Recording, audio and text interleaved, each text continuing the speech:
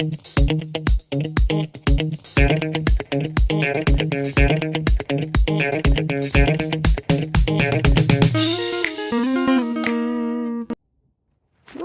hi. Yeah, today there is a little bit of a perspective change happening because sometimes the answers are in the details, you know. Will it be the case for the next question? Let's see.